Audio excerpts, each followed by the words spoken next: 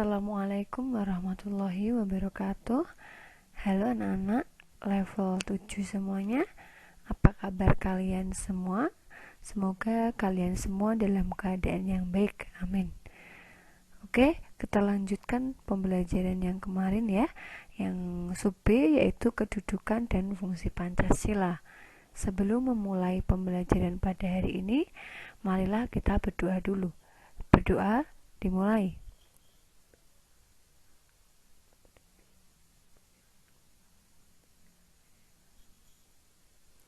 Selesai.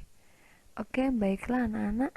Sebelum memulai pembelajaran pada hari ini, silahkan kalian siapkan buku paket kalian, buku catatan kalian, dan juga alat tulis. Apabila ada sesuatu yang ingin ditanyakan, nanti bisa tanyakan. Oke, kita mulai saja. Nah, hari ini kita akan belajar tentang kedudukan dan fungsi Pancasila.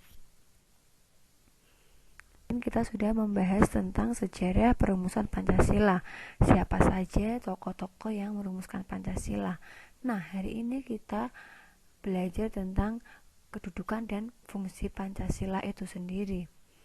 Nah, di sini ada beberapa kedudukan dan fungsi Pancasila.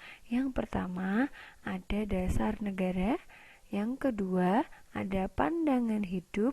Yang ketiga, ada jiwa bangsa Indonesia. Yang keempat, ada tujuan bangsa Indonesia. Yang kelima, ada perjanjian luhur bangsa. Nah, dari kelima tadi nanti kita akan bahas satu persatu ya. Oke, kita mulai, yaitu dasar negara. Dasar negara kita adalah Pancasila, tentu kalian sudah tahu ya. Nah, Pancasila digunakan untuk mengatur seluruh tatanan kehidupan negara, di mana artinya adalah segala sesuatu yang berhubungan dengan ketatanegaraan negara Republik Indonesia harus berdasarkan Pancasila. Nah, di sini dasar negara itu semua yang berhubungan dengan ketatanegaraan ataupun pemerintahan itu berdasarkan Pancasila. Begitu ketika DPR mau membuat suatu undang-undang, itu juga tidak boleh bertentangan dengan Pancasila. Contoh konkretnya seperti itu ya. Yang kedua adalah pandangan hidup.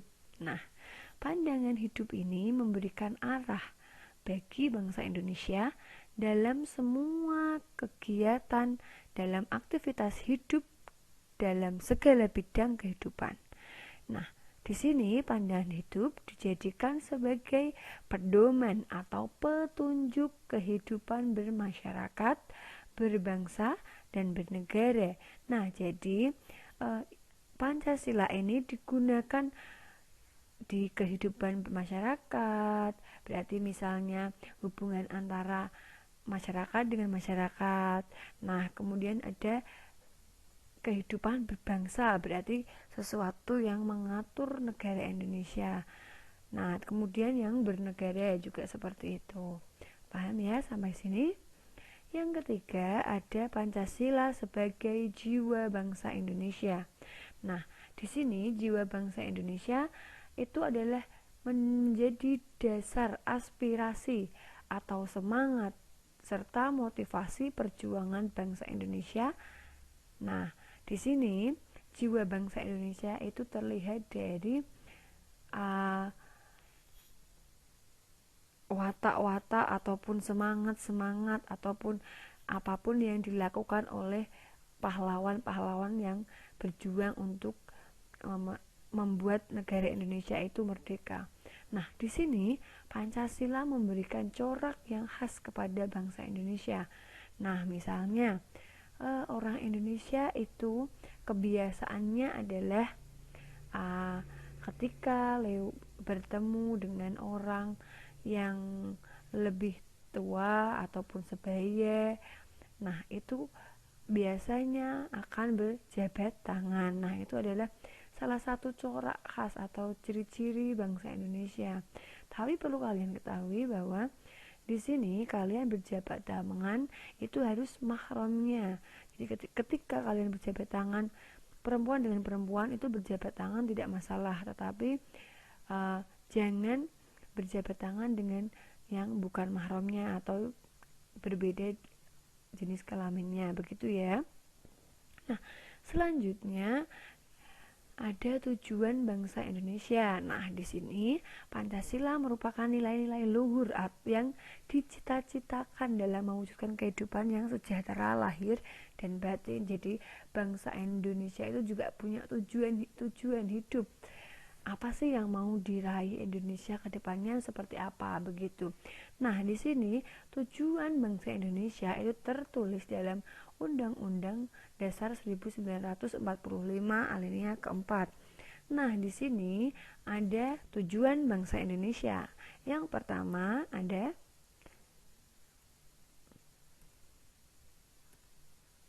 melindungi segenap bangsa Indonesia dan seluruh tumpah darah Indonesia.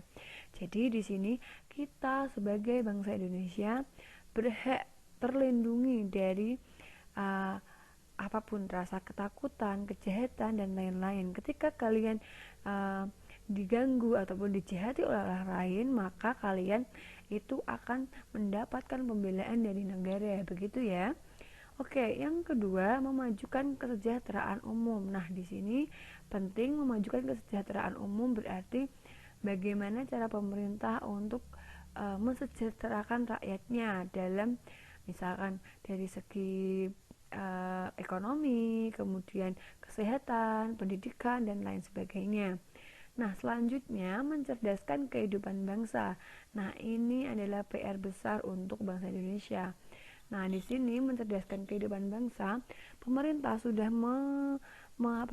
melakukan beberapa terobosan tentang pendidikan di Indonesia.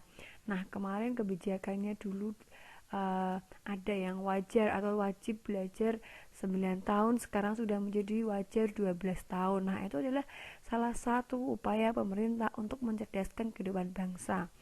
Nah, selanjutnya ada ikut melaksanakan ketertiban dunia. Nah, di sini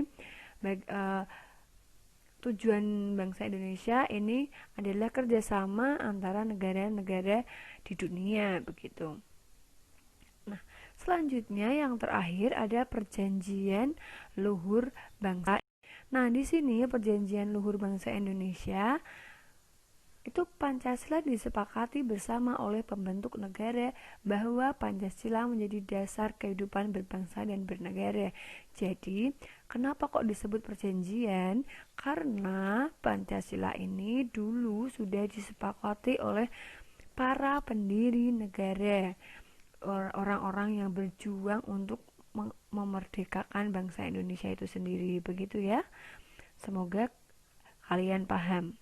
Nah, ini contoh Pancasila sebagai pandangan hidup. Nah, ini berarti ini gotong royong membersihkan selokan. Pancasila sebagai perjanjian luhur bangsa. Berarti yang tadi itu adalah kesepakatan para pendiri negara. BPUPKI, PPKI dan para tokoh bangsa. Nah, di sini peran BPUPKI.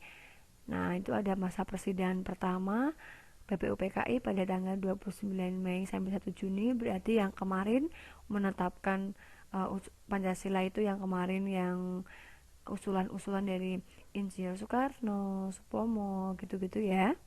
Nah, selanjutnya ada masa persidangan kedua 10 sampai 16 Juli. Nah, ini penjelasannya bisa kalian baca di buku paket ya. PPKI dan perannya. Nah, di sini siapa yang disebut founding father? Nah, founding father itu adalah para pendiri negara. Ada seperti itu ya. Jadi para pendiri negara ini adalah orang-orang yang dulu sudah berjuang melawan penjajah, membuat membuat bangsa Indonesia merdeka. Jadi pendiri negara adalah seluruh rakyat Indonesia yang sudah berjuang melawan penjajah dengan semangat cinta tanah air, rela berkorban untuk mewujudkan cita-cita rakyat Indonesia untuk merdeka. Nah, jadi siapa saja yang siapa saja rakyat Indonesia yang berjuang itu sudah disebut dengan founding father, begitu ya. Nah, cukup sekian dulu pembelajaran pada hari ini. Semoga kalian mendapatkan ilmu yang bermanfaat. Kurang lebihnya Bu Ima mohon maaf. Untuk tugasnya nanti kalian bisa buka di Google Classroom. Cukup sekian. Wassalamualaikum warahmatullahi wabarakatuh.